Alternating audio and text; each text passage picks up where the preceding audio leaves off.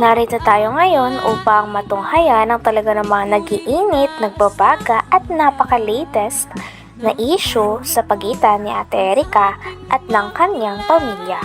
Sa pagpapatuloy nga ng ating istorya ay binabasa ni Kalingap Val Santos Matubang ang mga post at mga text tungkol kay Ate Erica na pinapadala nito sa kanyang lolo pati na rin sa kanyang tita at buong pamilya nila. Ang hinain nga din nila ay hindi naman daw karapatan at hindi daw tungkulin ni Ate Erica na tulungan daw ang kanyang mga lolo pati na rin ang pamilya. Ang sabi naman ni Lolo Miguel ay taliwas daw ito sa kanyang paniniwala sapagkat sila daw nagpalaki kay Ate Erica at sa kanyang ate, isang taon pa lamang sila. Okay, so may mga hindi magandang salita, no? Hindi ko po ini-erase para po may patunay po ako na talagang kaya po ako nag-video dahil nasasaktan din po ako sa mga sinasabi nila.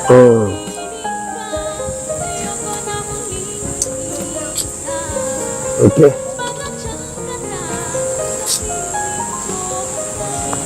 Ang ano po, kailang sigaw at reklamo, hindi daw karapatan ni Erica na kaya itulungan bilang lolo.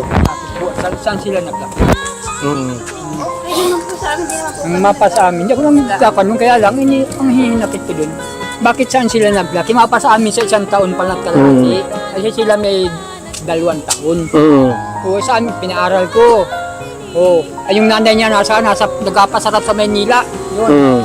O, nasa amin yan. So parang ano tayo, parang Isa pa sa hinain ni Lolo Miguel ay hindi naman daw nga talaga ang pera, ngunit para sa kanya ay napakasamang gawain lamang na tatalikuran mo na lamang at kakalimutan mo na lang bigla ang mga tao na nagpalaki, nag-aruga at nagpaaral sa iyo simula bata ka.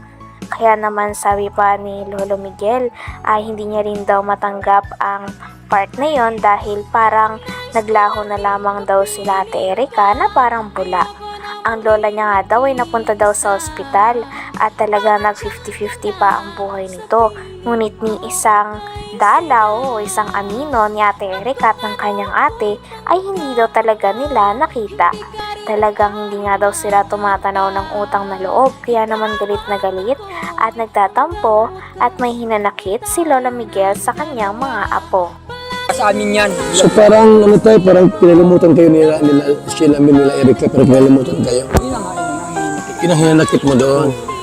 Sana man lamang tumanaw ng utang na loob. O, ay, ang inulan niya, nasa ospital, di man lang damayan. Kaya, nasa ospital, nasa kasayahan sila, nasa paliguan, kung sino-sinong kaakit. O, ay yung lula niya lang, sasalin ng dulo, nag-isa lang. Hindi ba kayo bibigyan ng pera? Nila sila Ay, may? wala po yan. Erica? Wala po yan. Kailan kayo huli binigyan ng pera? Nung nakabablog pa kami kay Ram. Ay kay Kalingap Rab yung binablog pa kayo. Yung mismo galing sa kanila na galing sa Yun eh. nila Erica, nila Sheila May, galing kay John A. Ay, wala po akong ganun. Wala kayong binigyan? Naibigay lang sa akin pera. Pag yung ibinili ko talaga ng sangkap ng bahay nila at inutusan ako nila. Hindi mo naman sa iyo yun. Hindi sa akin. Hindi sa iyo. Hindi sa akin. So wala talagang binigay sa inyo. Hindi lang naman. Oo, Ngayon, bakit po humantong May pruweba nga ang tita ni Ate Erica na sinasabihan silang mga gutom na aso ng mga tao na kakampi ni Ate Erica. Kaya naman pinakita ng tita ni Ate Erica ang chat na ito sa kanila.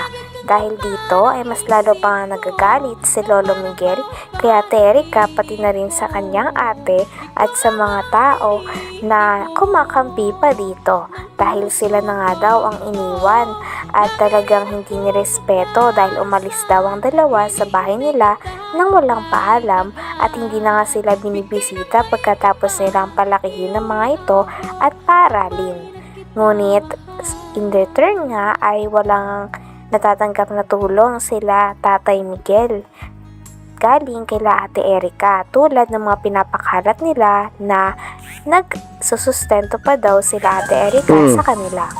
Yung halimbawa, nagpapalabas po sila ng mga bagay-bagay na kay Erika po na para sumikat at gusto nila, mag-agree pa rin si Papa na totoo, nakakatanggap kami ng pera, totoo na kay Papa ang pera. Hindi naman. Po, kahit hindi naman po. Yun lang po yung inaano ko, point ko po doon na gusto ko po malinis yung pagbibintang po. Siyempre po yung mga tao po nakakaalam na akala po nila nasa amin po ang pera, kala Papa po. Kaya Kuya Bal, ganyan nangyayari. Kaya ganyan ginagawa sa amin. Dahil doon sa sasabing pira na dahil sa amin buwan-buwan, sila ang kumukuha. Ang biyabato nasa amin. Wala naman sa binibigay. Kaya Wala. sumikat, magkaroon silang pira. Kaya ganyan yung ibig sabihin nila. Bigyan sila ng bigyan sa kanila.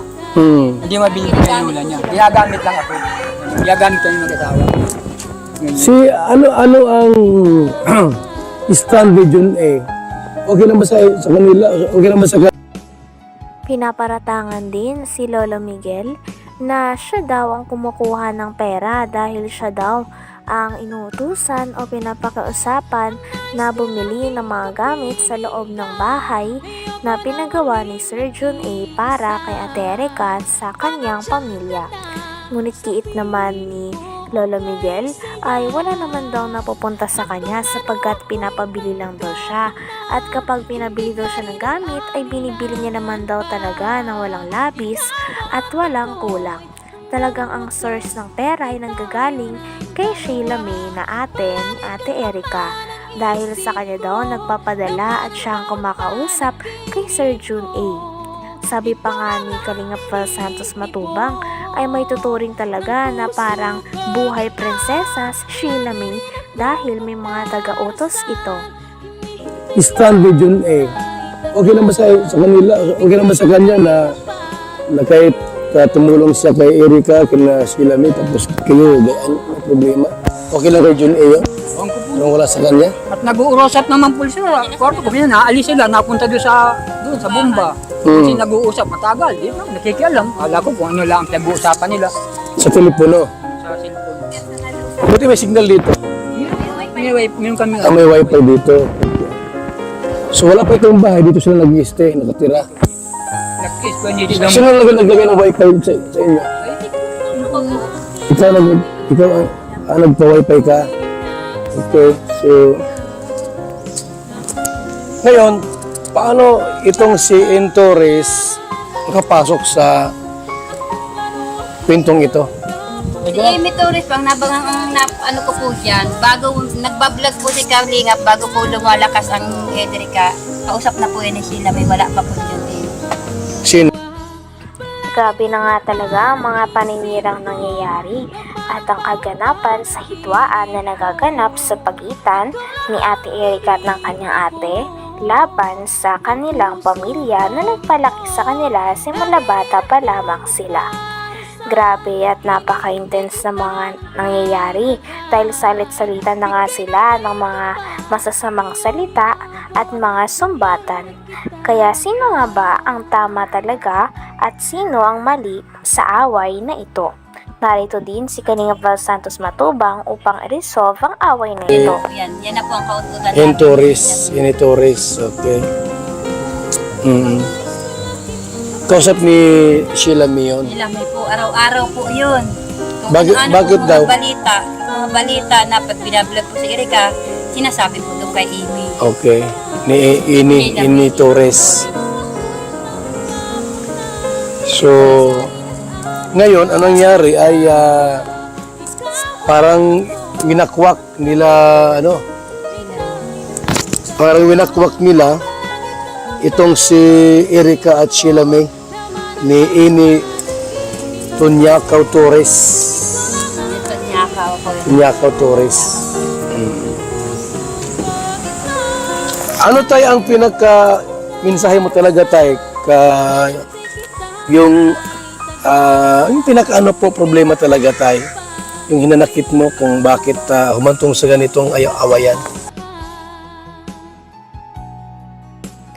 Hanggang dito na lamang muna ang ating napakainit, nagtitrending at talaga namang mas nakakaintriga na issue ni Ate Erika. Maraming salamat sa inyong panonood.